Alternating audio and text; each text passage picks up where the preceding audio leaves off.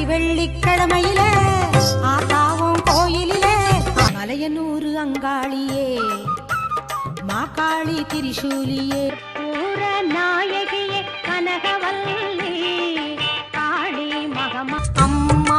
அம்மா பாளையத்தம்மா பவானி தாயே கருமாரி